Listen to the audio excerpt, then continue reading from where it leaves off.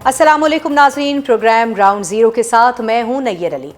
अंदरूनी मामलात हों या फिर मुसलसल बढ़ता बैरूनी दबाव, पाकिस्तान तहरीक इंसाफ इस वक्त सियासी मंजरनामे पर खबरों की जीनत बनी है।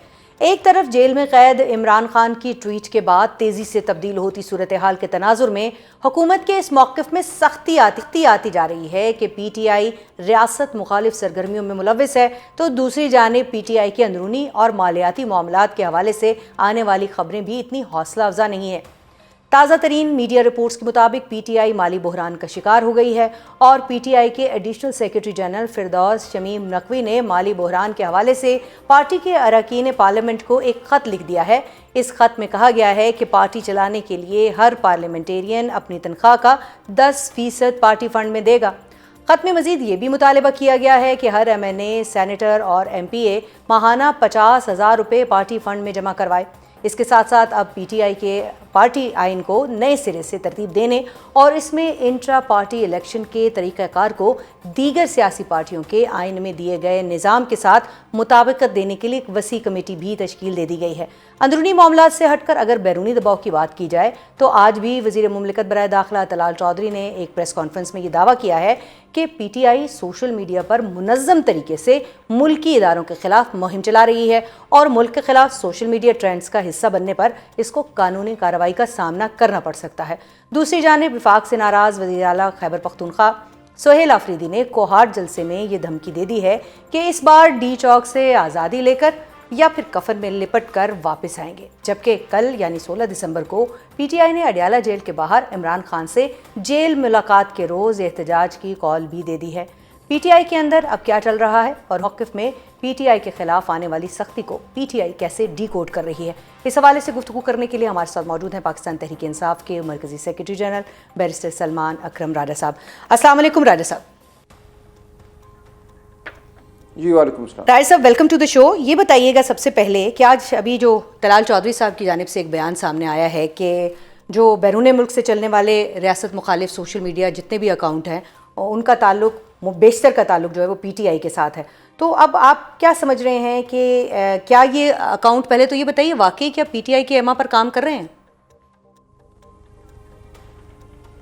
नहीं, बिल्कुल नहीं जी। देखिए, ये बात कई दफ़ा हो चुकी है कि बहुत से अकाउंट जो हैं वो ख़ुद काम करते हैं और जो अकाउंट बज़ाहिर हमारे साथ मुंसलिक भी हैं वो ख़ुद मुख्तार हैं। एक निज़ाम पहले से मौजूद है, उन अकाउंट्स पे हम पे भी तनकीद होती है, हर तरह के हमले होते हैं।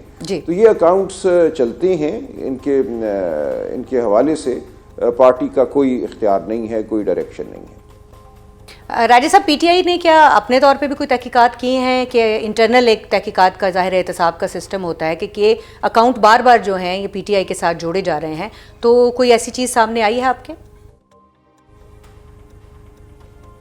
नहीं, देखिए, हमारा इख्तियार नहीं है। ये अकाउंट बहुत अरसे से चल रहे हैं, 10-12 साल से मौजूद हैं। इन अकाउंट्स पे पार्टी का कोई इख्तियार नहीं है।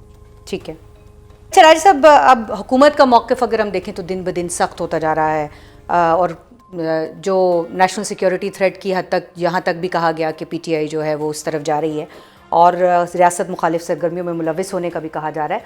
तो आपको लग रहा है कि आने वाले दिनों में जो PTI पर पाबंदी की बात की जा रही है, कोई ऐसे आसार दिखाई दे रहे हैं हुकूमत की तरफ से आपको?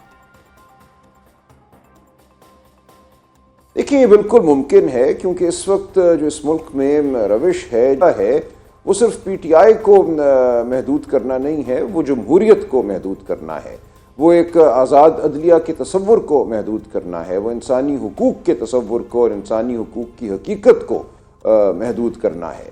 तो ये चाहे ईमान मज़ारी का मामला हो, किसी भी और सहाफ़ी का मामला हो, किसी सियासी वर्कर का मामला हो, इस वक्त इरादा ये है कि इस मुल्क में एक जेल का समा पैदा करना है, एक कब्रिस्तान का समा पैदा करना है। तो हर बात मुमकिन है। इस वक्त 27वीं और 26वीं तरमीम के बाद अदलिया पर गलबा पा लिया गया है। इस वक्त ये रियासत एक ऐसी रियासत बन चुकी है जहाँ आइन और कानून जो हैं वो बिल्कुल एक तरह से ज़ेली बातें हैं, असल बात हॉन्स है, असल बात जबर है। तो ये बिल्कुल हर चीज़ मुमकिन है। देखिए, PTI किसी तरह भी रियासत मुखालिफ जमात नहीं है। रियासत आप किसको कहते हैं? पाकिस्तान का आइन, पाकिस्तान का नस्बुल ऐन, पाकिस्तान के मुफादात, हर चीज़ के साथ पीटीआई खड़ी है। ना ये किसी तरह से नस्ली मुनाफरत पर यकीन रखती है, ना फ़िरका वाराना सियासत करती है। तो पीटीआई का कोई भी अमल जो है, कोई भी नज़रिया जो है, वो किसी तरह भी पाकिस्तान मुखालिफ नहीं है। अब अगर इसी तनाजुर में देखें तो पीटीआई की जानिब से ग्रैंड डायलॉग की बात हो रही है और ख़बरें भी इस हवाले से सामने आ रही हैं कि पीपल्स पार्टी को महमूद अचकज़ई के हवाले से जो है उनके ज़रिए जो है वो दावत दी जाएगी, और लेकिन नून लीग को मदऊ नहीं किया जाएगा। तो ये ग्रैंड डायलॉग ग्रैंड कैसे होगा जब हुकूमत ही इसका हिस्सा नहीं होगी? कोई फ़र्क नहीं पड़ता। देखिए, हुकूमत तो 16 सीटों वाली हुकूमत है ना, उनसे बात क्या करनी है इस वक्त। हम कह रही हैं उन लोगों को जिनमें ज़रा सी भी कोई रमक है पाकिस्तान में, जो देखना चाहते हैं आज़ादी, जो देखना चाहते हैं जमहूरियत, ये डायलॉग बढ़ा है। अगर बात सीरियस हो, कोई बंदा आए हमारे पास, कोई पार्टी आए हमारे पास और वाक़यतन ये लगे कि वो खुलूस दिल से इस मुल्क में चाहते हैं कि हकीकी आज़ादी हो, आइन और कानून सिर्फ कागज़ पे लिखे हुरूफ ना हो, तो ये बिल्कुल मुमकिन है। और ये कोई आखिरी डायलॉग नहीं होगा, कोई आखिरी कॉन्फ्रेंस नहीं होगी। हम समझते हैं इस मुल्क में इस्तेहकाम इसी तरह मुमकिन है कि हम जमहूरियत को माने, इंसानी हुकूक को माने और सब मिलकर बैठें और पाकिस्तान को आगे ले जाने की कोशिश करें। आपको लगता है कि पीपल्स पार्टी में जबर का माहौल रखेंगे? राजी साहब, आपको लगता है कि पीपल्स पार्टी और मौलाना फजलुर रहमान साहब जो हैं वो आपके साथ बैठने के लिए तैयार होंगे? मैं कुछ कह नहीं सकता। माजी को देखें तो इम्कानात बहुत अच्छे नहीं हैं, लेकिन बहरहाल महमूद खान अचकज़ई साहब अगर कोई कोशिश करना चाहते हैं तहरीक तहफ़्फ़ुज़ आइन के प्लेटफॉर्म से, तो वो उनकी सवाबदीद है। और हम ये समझते हैं कि बिलाखिर इस मुल्क के हर तबके को बैठना होगा, हर जमात को बैठना होगा और ये सोचना होगा कि ये मुल्क आगे कैसे बढ़ेगा। जबर से ये मुल्क आगे नहीं बढ़ सकता। ये तमाम तसव्वुर जो है ये गलत है कि इस मुल्क पे अगर आप हमला कर देंगे, इदारों को तबाह कर देंगे और एक ताकत और डंडे के ज़ोर से मुल्क को चलाएंगे तो यहाँ फलाह होगी, यहाँ इन्वेस्टमेंट होगी, यहाँ रोज़गार पैदा होगी। ऐसा कुछ भी नहीं होगा। लेकिन पीटीआई की सियासत कैसे होगी अगर माइनस इमरान की बात की जा रही है? राजा साहब, पीटीआई की सियासत कैसे होगी अगर माइनस इमरान खान की बात की जा रही है? एमक्यूएम का हवाला दिया जा रहा है कि एमक्यूएम ने भी तो अपना बानी जो है उसको छोड़ दिया, तो वो एमक्यूएम इस वक्त मौजूद है। तो क्या पीटीआई इस हवाले से कुछ सोच रही है? एमक्यूएम बिल्कुल नहीं। देखिए, पीटीआई बिल्कुल किसी इस किस्म की सोच के साथ नहीं है। इमरान खान हमारी सोच का महवर हैं। इमरान खान इस वक्त एक इस्तारा है इस मुल्क में मज़ाहमत का, इस मुल्क में आज़ादी का, इस मुल्क में इंसानी हुकूक की सरबुलंदी का। बिल्कुल ये नामुमकिन है कि उनके बग़ैर पीटीआई आगे बढ़े, ऐसा नहीं होगा। और एमक्यूएम भी क्या है, एक हुयूला है। वो एक भी सीट नहीं जीती। फॉर्म 47 की पैदावार, फॉर्म 47 की बैसाखी पे खड़ी एक जमात है, इसके अलावा कुछ भी नहीं। देखिए राजा साहब, इस वक्त जो है वो इमरान खान साहब तो जेल के अंदर हैं, लेकिन जेल के बाहर जो है वो पार्टी के मामलात आप सब सीनियर्स ने मिलकर चलाने हैं, जो पार्टी के कायदीन उन्होंने चलाने हैं। आज फिरदौस शमीम नकवी साहब का खत भी मंजर आम पर आया है, हर खबर की जीनत बना हुआ है कि पार्टी फंड्स में रकम जमा करवाने का अमल जो है उसकी बात की जा रही है। तो क्या आपको लगता है कि ये पार्लियामेंटेरियन पर लाजिम है और पार्लियामेंटेरियंस ऐसा करेंगे, क्योंकि वो तो मना कर रहे हैं? नहीं, बिल्कुल करेंगे। ये रूटीन की बात है, ये कोई इसमें ऐसी कोई गैर मामूली बात नहीं है। हर पार्टी को अपने पार्लियामेंटेरियन से, अपने टिकट होल्डर से, अपने मेंबरान से फंड रेजिंग का हक हासिल है और उनका फ़र्ज़ है कि वो अपनी पार्टी को फंड्स मुहैया करें। ज़ाहिर है कि एक जमात के वजूद के लिए ज़रूरी होता है कुछ ना कुछ रकम का। लेकिन इस वक्त मालियाती बहरान तहरीक इंसाफ के अंदर मौजूद है, इस बात की आप तस्दीक या तरदीद करना चाहेंगे? नहीं, बहरान कोई नहीं है। पैसे जो है रूटीन का अमल है, रूटीन की फंड रेजिंग है, ये हर चंद महीनों बाद होती है। अच्छा राजा साहब, ये भी बताइएगा कि अब इस स्टेज पर पीटीआई के आइन को एक नए सिरे से तरतीब देने की बात हो रही है, तो इसकी ज़रूरत क्यों महसूस हुई है? नहीं, ये भी ऐसी बात को बढ़ावा मिल गया। हम नज़रसानी करना चाहते हैं, हर एक को करनी चाहिए, हर दस्तावेज को देखना चाहिए कि क्या उसमें कोई बेहतरी लाई जा सकती है। इंट्रा पार्टी इलेक्शन के हवाले से बात हो रही है। हो सकते हैं हम फैसला करें कि कोई तब्दीली ज़रूरी नहीं है, या हम फैसला करें कि एक दो शिकों को बदलना है, इसमें कोई बड़ी बात नहीं। लेकिन इंट्रा पार्टी इलेक्शन की जो बात हो रही है कि बाकी जो सियासी जमातें हैं उनके साथ आपका जो आइन है वो मुताबिकत नहीं रखता है, तो अब ये इंट्रा पार्टी इलेक्शन की तरफ प्रॉपर्ली लाया जाएगा? हो सकता है हम ऐसा करें, कुछ उसमें ज़्यादा आसानी पैदा करने की कोशिश करें, पर ये मामूल की बात है, ये कोई इसमें ऐसी कोई अनहोनी बात नहीं है। हर जमात को अपने आइन को, अपने मंशूर को देखते रहना चाहिए। वो तो ठीक है राजा साहब, लेकिन हमारे ही शो में आमिर डोगर साहब ये बात कह गए हैं कि जो सियासी कमेटी है वो आपके कहने के ऊपर तहलील की गई थी, तो क्या वाकई ऐसा है और इसकी वजूहात क्या थी? नहीं, मेरी तजवीज़ ये हरगिज़ नहीं थी, ये खान साहब का हुक्म आया है। और देखिए वो बहुत बड़ी हो गई थी, पिछली जो कमेटी थी 40 से तजावुज़ कर गई थी, तो 40 लोगों की कमेटी जो है वो कमेटी नहीं रहती, वो एक छोटा सा जलसा बन जाते हैं। तो खान साहब का हुक्म आया कि इसको महदूद करो, और जो कलीदी जो ओहदेदारान हैं उन पर मुश्तमिल एक कमेटी बन गई। कोई बाहर से तो लोगों ने नहीं आना था ना, वही लोग जो पहले उस 40 के फिगर में मौजूद थे। कुछ लोग बाहर से ज़रूर आए हैं जो उस पहले उस कमेटी का हिस्सा नहीं थे। इससे आपको क्या चेंज लग रहा है, क्या चेंज आएगा इस तब्दीली से? क्या छोटी कमेटी जो है जिसमें हर मेंबर का कोई ओहदा है, वो एक तरह से ज़्यादा नज़म से काम कर सकती है। हर मेंबर को पता है कि उसकी जिम्मेदारी क्या है। इसमें जो हमारे 4 सूबाई ओहदेदारान हैं, सदर, चीफ ऑर्गेनाइज़र, इसी तरह जीबी और एजेके के जो सदूर हैं वो मौजूद हैं, पार्लिमानी लीडर मौजूद हैं। तो हर एक का एक रोल है, एक फंक्शन है, ताकि जो भी फैसला हो, जो भी बात हो, उस पर अमल दरामद जो है वो कराया जा सके। तो ठीक है, इसमें कोई इतनी बड़ी बात नहीं है। 15-16 लोग जो पहले थे, जो बहुत बसीरत वाले लोग हैं, बहुत हमारे लिए बाइसे कदर हैं, तो उनको और जिम्मेदारियां दी जाएंगी। ज़रूरी नहीं है कि सब लोग एक ही कमेटी में बैठें। राजा साहब, वज़ीर आला सुहेल आफरीदी ने ये अनाउंस किया है कि वो अडयाला जेल के बाहर आएंगे कल, यानी 16 दिसंबर को, और वहाँ बैठेंगे, एहतजाज करेंगे, और जब तक मुलाकात नहीं होती उस वक्त तक जो है वो वहाँ बैठे रहेंगे। तो आपको क्या लगता है कि ये पार्टी का फैसला है या ये सुहेल आफरीदी साहब का ज़ाती फैसला है? देखिए, मंगल वाले दिन बहनें आती हैं, बहनों का हक है कि उनकी मुलाकात हो, ख़ानदान की मुलाकात का, वकला की मुलाकात का ये दिन होता है। तो हम आते हैं हर मंगल, वहाँ पे हम बैठते हैं, बहनों का साथ देते हैं। तो जो भी साथ देना चाहे, बड़े पुरअमन तरीके से हम वहाँ बैठते हैं, नज़म के साथ। तशद्दुद जो है वो रियासत की जानिब से होता है जब भी होता है।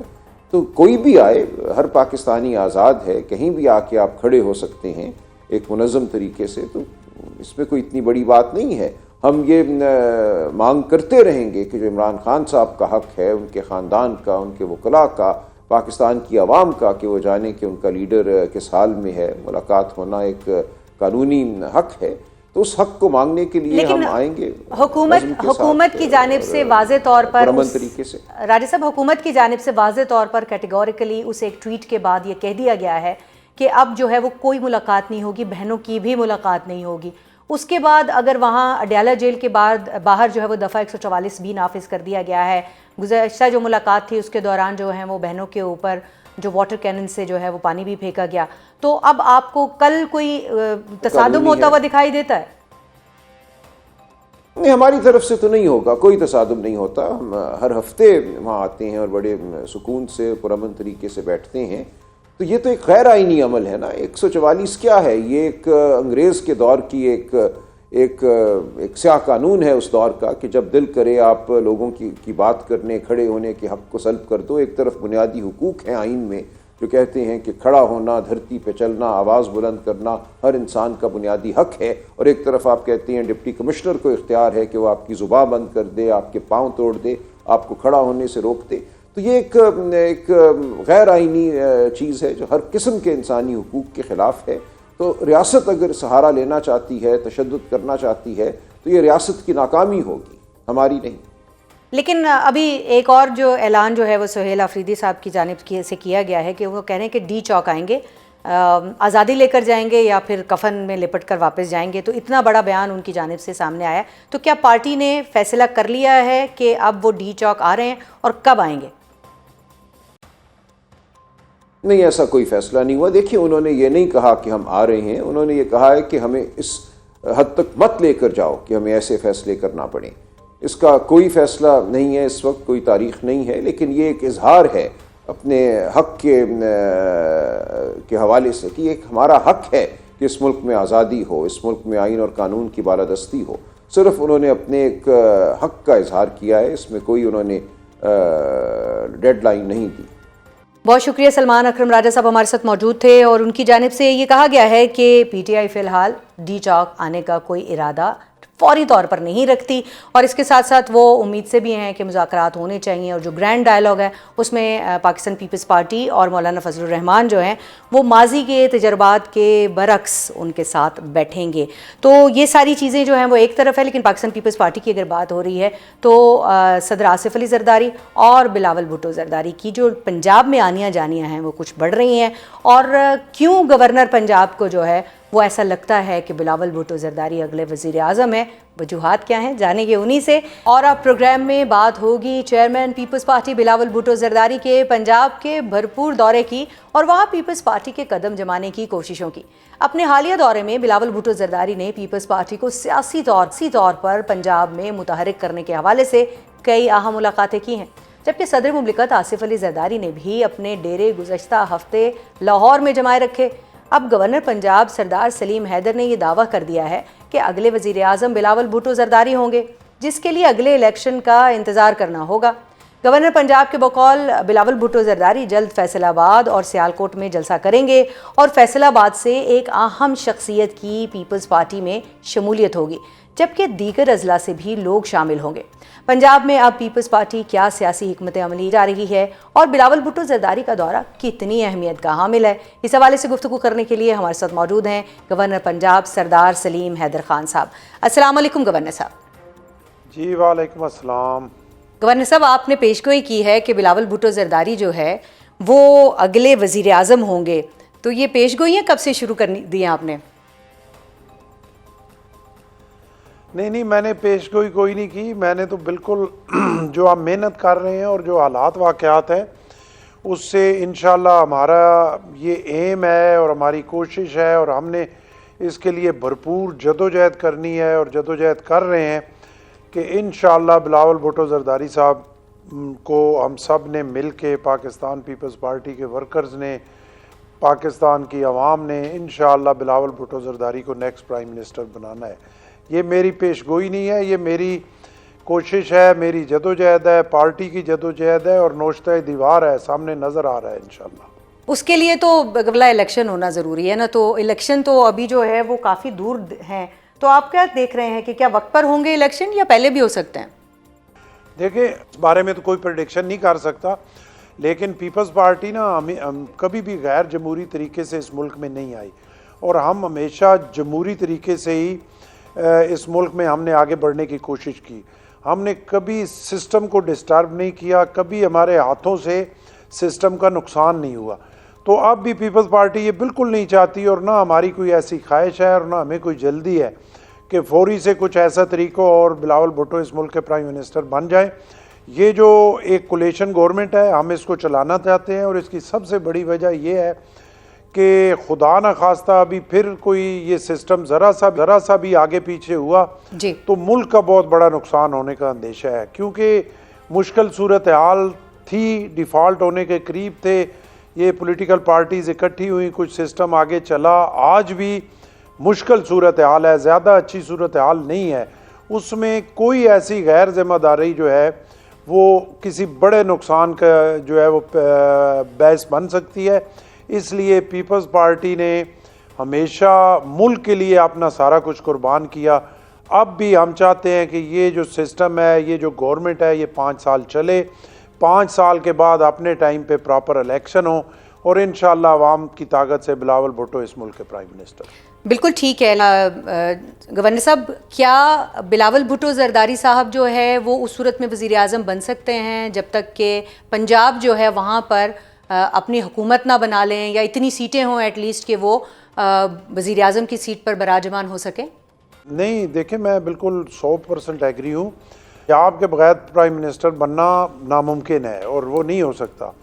लेकिन पंजाब देखें, पाकिस्तान पीपल्स पार्टी का सूबा है। अपना जनाब जुल्फ़िकार अली भुट्टो शहीद ने इसकी बुनियाद पंजाब में रखी।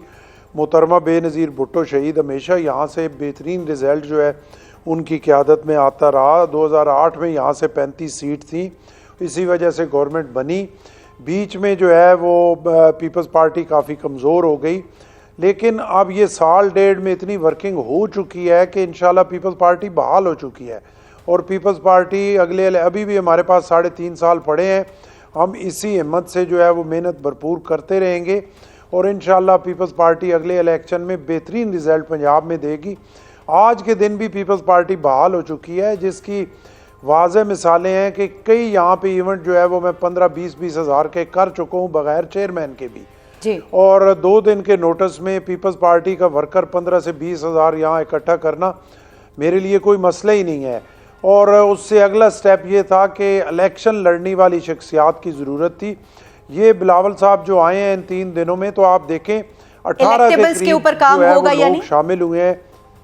इलेक्टेबल्स के ऊपर काम जो होगा 18 के करीब जी इलेक्टेबल के पे काम हो रहा है और 18 के करीब तकरीबन 13 तहरीक लब्बैक के जो MPAs और MNAs के कैंडिडेट थे, जिनमें से 40,000, 25,000, 28,000, 18,000, 16,000 वोट जिन्होंने लिए हुए थे वो लोग शामिल हुए। उसके अलावा PTI से लोग हुए, उससे काफ लीग के एक साबिक MPA 2 दफ़ा के MPA थे, एक दफ़ा चीफ मिनिस्टर के एडवाइज़र थे।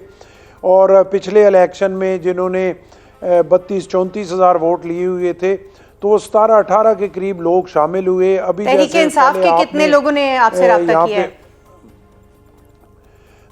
तहरीक इंसाफ के काफ़ी लोगों से रब्ता है और मेरी कोशिश है कि बिलावल भुट्टो जरदारी साहब जब जनवरी में आएंगे तो इंशाल्लाह 5 से 7 लोग जो हैं वो MNA और MPA लेवल के जो हैं, जिसमें PTI के लोग भी शामिल होंगे, उनको इंशाल्लाह हम पार्टी में शामिल करेंगे। और आप देखेंगे कि इंशाल्लाह ये एक मुस्तकिल अमल है। और इससे अगले स्टेप में हमारा ये है कि जो लोग शामिल होंगे फिर उनके हलकों में इंशाल्लाह वहाँ पे जलसे होंगे जहाँ से बिलावल भुट्टो जरदारी साहब खिताब करेंगे। तो एक प्रॉपर प्लान और एक प्रॉपर प्रोग्राम के तहत हम इंशाल्लाह आगे बढ़ रहे हैं। और मुझे इंशाल्लाह कोई ऐसी जी गवर्नर साहब, यकीनी तौर पर एक उम्मीद जो है वो मौजूद है और मेहनत भी की जा रही है। एक जयाला गवर्नर वहाँ बैठा हुआ है और पिछले कुछ दिनों से वहाँ पर जो माहौल था वो दिखाई दे रहा था कि पीपल्स पार्टी के नारे वहाँ पर कैसे बज रहे थे। लेकिन मरियम नवाज साहिबा की अगर बात की जाए, CM है वहाँ पर, तो उन्होंने बिलावल भुट्टो जरदारी को बड़ा वार्म वेलकम कहा और उन्होंने कहा कि ये पंजाब जो है वो आपका अपना घर है और जब भी आप यहाँ आएंगे वहाँ इज़्ज़त और एहतराम मिलेगी। तो कहीं कोई सीट एडजस्टमेंट की बात भी चल रही है और ये भी बात कहीं है कि ऐसा लग रहा है कि जो आपकी उम्मीद है उसमें कहीं ये तो नहीं है कि ਤੁਹਾਡੀ ਗੱਲ हो गई है?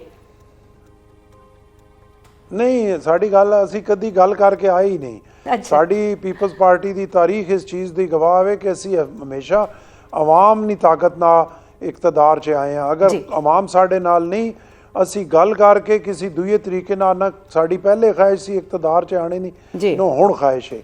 और कोई सीट एडजस्टमेंट या अभी प्री मेच्योर बात है, इस पर कोई बात नहीं हुई। जो मरियम नवाज साहिबा ने बात की उससे पहले बिलावल भुट्टो जरदारी साहब ने जो PSF का यहाँ पे मीटिंग थी उसमें उन्होंने कहा कि मोहतरमा बेनज़ीर भुट्टो शहीद एक औरत थी और वो हमारी लीडर थी और उस वक्त औरत के ख़िलाफ़ फतवे दिलाए गए कि औरत हुक्मरान नहीं हो सकती। आज आप देखें कि जिन्होंने फतवे दिलाए आज वही उस चीज़ पे कैल हैं। और आज के दिन अगर मरियम नवाज साहिबा जो है चीफ मिनिस्टर हैं पंजाब की, तो उन्होंने कहा कि वो मेरे लिए बहुत काबिल एहतराम है, चाहे जो मर्ज़ी हो जाए। मैं अपने वर्कर्स को, अपने PSF यूथ और पीपल्स पार्टी के जितने वर्कर्स हैं उनको बिल्कुल ये इजाज़त नहीं देता। लेकिन गवर्नर साहब, मरियम बीबी का अगर बाकी सूबों के साथ एक मुवाजना होता रहता है, मरियम बीबी की जो वहाँ पर काम है उनका, तो आप मानते हैं कि मरियम नवाज जो है वो तमाम दीगर जो CM है उनसे बहुत बेहतर काम कर रही हैं वहाँ पे? देखें, बात ये है, ये तो मानेंगे हम इलेक्शन में जाके सारे मानेंगे, ठीक है, कि अवाम मानेगी तो सबको मानना पड़ेगा। अब मैं आप मानते हैं? आप तो देखें ना बराह रास्त राब्ते में है, पंजाब में काउंटर पार्ट है। नहीं, मैं राब्ते में हूँ, लेकिन मेरे मानने ना मानने से कोई फर्क नहीं पड़ता। मैं मानूं तब भी कोई फर्क नहीं पड़ता, और खुदा न खास्ता मैं ना मानूं तब भी कोई फर्क नहीं पड़ता। असल बात तो ये है कि अवाम मानेंगी और वो अपने वोट की ताकत से जिस चीफ मिनिस्टर को सपोर्ट करेंगी, फिर उसी की कारकर्दगी आउटस्टैंडिंग होगी।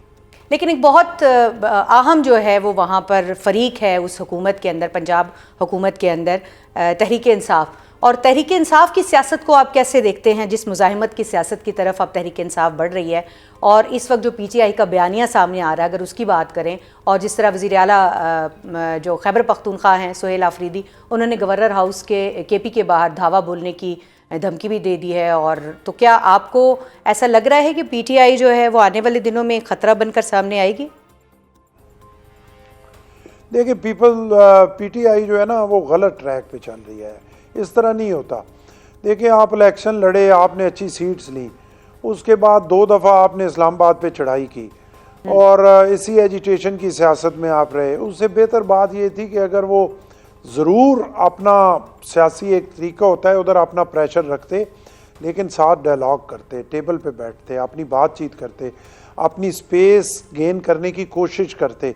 जो तरीका उन्होंने अपनाया हुआ है, इसमें मुझे कोई उनके मुस्तकबिल की ज़्यादा उम्मीद नज़र नहीं आती। जब तक वो होश के नाखन नहीं लेंगे और प्रॉपर सिस्टम के अंदर नहीं आएंगे, तो मेरा ख्याल है उनके लिए सर्वाइव करना मुश्किल होगा।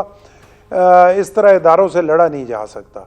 आपको ये डायलॉग जो जिसकी आप बात कर रहे हैं, जो है जी गवर्नर साहब, आप जिस डायलॉग की बात कर रहे हैं, आपको लगता है कि वो माइनस इमरान खान डायलॉग होने चाहिए, या इमरान खान के साथ जो है वो डायलॉग हो सकते हैं? देखिए, इमरान खान तो जेल में है, तो उनकी क़यादत जो बाहर है, जो बाहर धमकियां देती हैं, जो दावा बोलने की बात करते हैं, जो सारा कुछ करते हैं, उन्हें चाहिए पहले अपने सूबे के हकूक़ की बात करें और उसके लिए अपनी लड़ाई लड़ें। उनके नेशनल असम्बली में ऑलरेडी खान साहब की बनाई हुई कमेटियाँ हैं, वो नेशनल असम्बली में बैठे, वहाँ पे माहौल को ठीक करें, अपनी डिबेट करें, अपनी बात करें, लोगों तक बात पहुँचाएं। ऐसा हो सकता है? आपको लगता नहीं है कि बहुत देर हो गई है ऐसा करने के लिए? वो तैयार ही नहीं है तहरीक इंसाफ के लोग। मेरा उन्होंने ये 1.5-2 साल ज़ाया कर दिए हैं, ये ज़ाया किए हैं। उन्हें शुरू में ही जो है इस तरफ आना चाहिए था और दोनों साइडों पे चलना चाहिए था। ये आपकी बात से मैं एग्री करता हूँ कि उन्होंने टाइम काफ़ी ज़ाया कर दिया है, लेकिन अभी भी ना जिस रास्ते पे वो चल रहे हैं उससे उन्हें कुछ चीज़ मिलने वाली नहीं है। मुझे बिल्कुल कोई तवक्को नहीं है कि इस एजिटेशन से और इस दावे से और इस चढ़ाई से और इस अपने मुल्क में तोड़ फोड़ करने से उन्हें कोई फ़ायदा होगा। मेरा ख्याल है उन्हें नुकसान ही होगा। वो तो ठीक है गवर्नर साहब, लेकिन अगर हम 16 दिसंबर की बात करें तो चीफ ऑर्गेनाइज़र पीटीआई की जानिब से ये दावत दी गई है तमाम जो पीटीआई के ज़िम्मेदारान हैं उनको कि वो ना सिर्फ ये कि अदालत जेल के बाहर पहुँचे, बल्कि मुलाकात तक वहीं रुकने मरने मारने की बातें हो रही हैं। तो इस तरह की जो इंतशार वाली सियासत है, इस तरह की जो मुज़ाहिमत वाली सियासत है, इसको आप कैसे देखते हैं? मुलाकात नहीं होगी तो मामलात क्या ख़राब होंगे? पीटीआई को आप देख रहे हैं कि आगे मामलात मज़ीद ख़राब करने जा रही है? नहीं, बिल्कुल इस तरह सोहेल अफरीदी जो है अब चीफ मिनिस्टर हैं और उन्हें उस चीज़ से निकल के उनके जहन में ये आना चाहिए कि वो एक सूबे के सरबराह हैं और उस सूबे के हकूक़ हैं। वो सूबा पिस रहा है, उसको सिर्फ एक 1 पॉइंट एजेंडे पे जो है उस सूबे का नुकसान न करें, बल्कि एक मैच्योर सियासतदान की तरह जो है अपनी मैच्योरिटी का मुजाहरा करें। और इस तरह की कॉल्स जो हैं कई दफ़ा दी जा चुकी हैं, वो कॉल अपना टाइम भी आता है और फिर टाइम गुजर भी जाता है। तो ये 16 दिसंबर जो है वो भी गुजर जाएगा, लेकिन बेहतर यही है कि अब अपना जो उनकी एक पॉलिटिक्स है उसको रिव्यू करें। आखिर में ये बताइए कि क्या बल्दियाती इंतखाब होने जा रहे हैं पंजाब के अंदर या नहीं, और अगर होने जा रहे हैं तो इसमें जो पाकिस्तान पीपल्स पार्टी है वो अपना क्या हिस्सा देख रही है? देखिए, पीपल्स पार्टी इंशाल्लाह भरपूर हिस्सा लेगी बल्दियाती इलेक्शन में और उसकी तैयारी हमने जो है वो शुरू कर दी है। लेकिन मुझे ना जो सूरत हाल नज़र आ रही है इसमें जून तक तो मुझे बल्दियाती इंतखाबात किसी जगह नज़र नहीं आ रहे, और हो जाए तो बड़ी अच्छी बात है, होने चाहिए। और ग्रास रूट लेवल पे इक़्तिदार जो है वो मुंतकिल होना चाहिए, बजाय इसके कि MPs MNAs नालियाँ और गलियाँ बनवाते रहें। कम अज़ कम बल्दियाती इदारों को मुतहर्रिक किया जाए और ये जो बहुत सारे मसले हैं इसका हल हो जाए। वजूहात क्या लग रही हैं आपको बल्दियाती इंतखाबात ना हो सकने के? कौन जिम्मेदार है इसका? वजूहात वो वजूहात वही हैं जो पाकिस्तान बनने से लेकर आज तक चलता रहा है। वो सारा आपको भी पता है, मुझे भी पता है। कभी भी जो है हुकूमतें नहीं चाहती कि बलदियाती इलेक्शन हो, और उसकी वजह ये है कि MPAs MNAs नहीं चाहते कि बलदियाती इलेक्शन हो। तो जब MPAs MNAs का दबाव होता है तो फिर हुकूमतें भी उससे भागती हैं।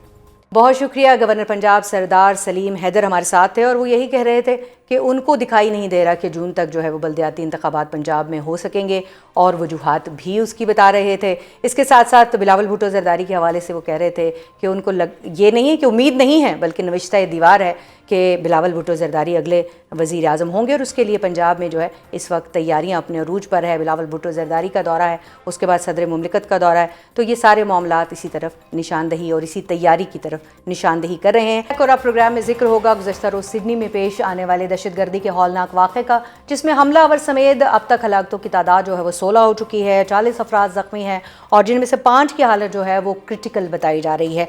और अब तक जो सूरत हाल मजमूई तौर पर सामने आई है, प्रोपेगेंडा फैक्ट्रियाँ भारत की, इज़राइल की और अफ़गानिस्तान की जो है वो पूरी तरह से मुतहरिक हो गई। वो जो फॉल्स फ्लैग ऑपरेशन जैसे हमेशा से करते आ रहे हैं भारत वाले, और उन्होंने इंडियन मीडिया ने फौरी तौर पर जो पिन पॉइंट है वो पाकिस्तान की जानिब किया, लेकिन उनको मुंह की खानी पड़ी, क्योंकि आखिर में बात ये निकली कि जो ये दोनों हमलावर हैं, चाहे साजिद है जो कि बाप है और बेटा नवीद अकरम, इन दोनों का ताल्लुक जो है वो भारत से बताया जाता है, और जो नवीद अकरम की वालदा हैं उनका ताल्लुक इटली से बताया जाता है। तो पाकिस्तान से उनका दूर दूर तक कोई ताल्लुक नहीं है। तो अब ये शवाहिद जब मीडिया पे वहाँ पर सामने आए हैं, तो उसके बाद ऑस्ट्रेलियाई हुकाम ने जो है वो भारतीय हुकाम से रब्ता भी कर लिया। ताज़ा तरीन सूरत हाल क्या है, वहाँ पर क्या सिचुएशन बन रही है, और अब आगे तहकीकात जो हैं वो किस रुख पर जा रही हैं, वहाँ पर सिडनी में मौजूद हैं सहाफ़ी सादुल हसन साहब, उनसे बात करते हैं। अस्सलाम वालेकुम साद। वालेकुम नहीं, बहुत शुक्रिया मुझे मदद करने के लिए। अच्छा साद, ये बताइएगा कि एक बड़ा वाक़या है जो इस वक्त नंबर सामने आ रहे हैं, वो क्या है? इस वक्त ताज़ा तरीन अपडेट क्या है आपके पास इस वाक़े के हवाले से? जी नहीं, बिलाशुबा बहुत बड़ा वाक़या है, अफसोसनाक वाक़या है। इस वक्त ऑस्ट्रेलिया में सोग की फ़ज़ा है, शहरियों के दरमियान भी खौफ भी पाया जा रहा है, गम-ओ-ग़ुस्सा भी अपनी जगह पर मौजूद है ऑस्ट्रेलियंस का। जो ताज़ा-तरीन जो सरकारी फ़िगर्स हैं नुकसानात के, उसके मुताबिक 15 अफराद अपनी जान से हाथ धो बैठे हैं, जबकि 27 अफराद जो हैं वो ज़ख्मी हैं, जिनमें से 5 के करीब अफराद ऐसे हैं जो बताया जा रहा है कि सीरियस कंडीशन है उनकी। अस्पताल में इस वक्त तिब्बी इमदाद है। इस वक्त शहरियों की जानिब से भी बड़ी तादाद में वॉलंटियर किया जा रहा है ब्लड डोनेशन के लिए भी। जहाँ तक हमला आवर की शिनाख्त के हवाले से बात है, तो आज सुबह ऑफिशियल्स की जानिब से, न्यू साउथ वेल्स पुलिस की जानिब से और दीगर ऑफिशियल हुकाम की जानिब से जो आइडेंटिटी भी रिवील की गई है, बहुत मोहतात तरीके से वो इस फैक्ट्स एंड फिगर्स को लेकर चल रहे हैं।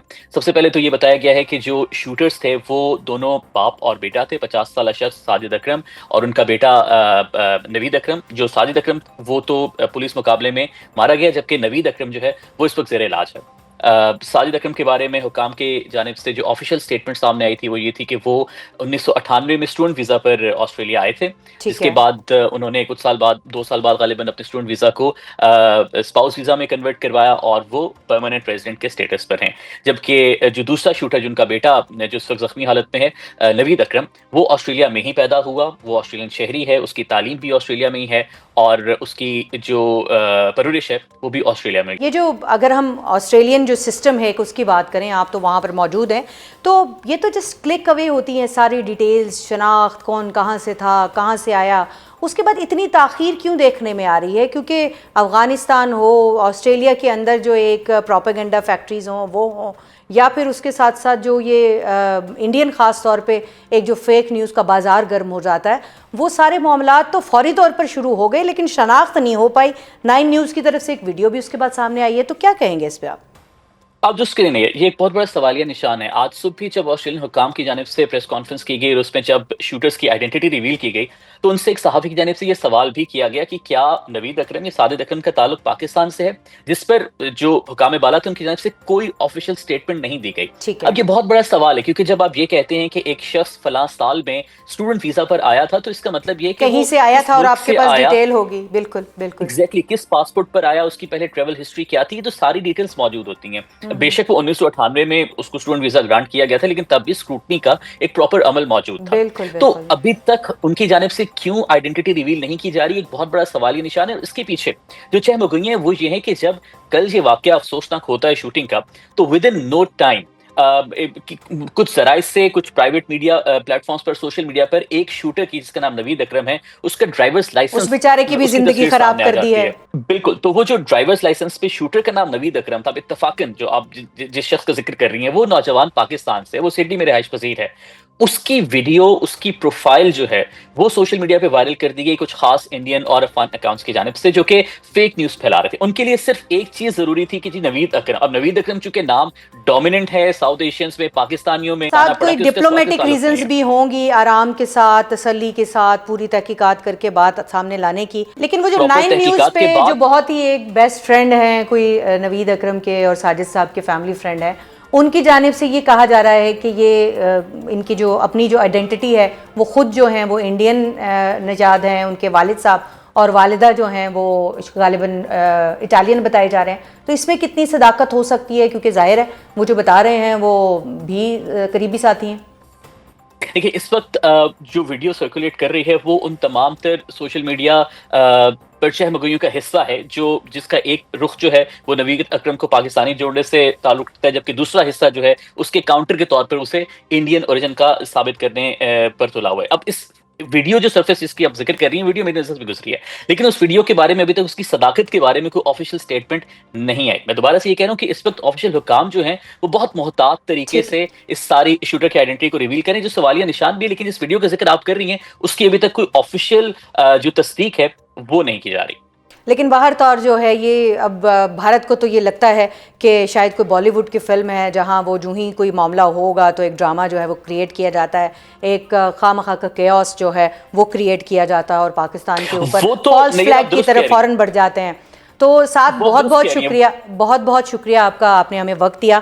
तो साथ हमारे साथ मौजूद सिडनी से जर्नलिस्ट हैं, उन्होंने हमें ज्वाइन किया था और वो ये कह रहे हैं कि ये अभी तहकीकात जो है बहुत तसल्ली के साथ की जा रही हैं। जो लोग ज़ख्मी हैं, चाहे वो साथी एक शख्स जो है वो हलाक किया गया है सिक्योरिटी फोर्सेस की जानिब से, जबकि दूसरा शख्स जो है इस वक्त ज़ख्मी है नवीद अकरम, उससे तहकीकात की जाएंगी। जो शख्स वहाँ पर जो है वो हीरो है वहाँ का अहमद, उससे भी तहकीकात की जाएंगी। तो उसके बाद किसी मंतकी अंजाम तक इन तहकीकात को पहुँचाएगा। तो एक ऑन गोइंग स्टोरी है, डेवलपिंग स्टोरी है। तो जो अब मज़ीद अपडेट आएंगे तो हम आपको इस हवाले से आगाह रखने की कोशिश करेंगे। वक्त प्रोग्राम का अब ख़त्म हो रहा है, इजाज़त दीजिएगा, अल्लाह हाफ़िज़।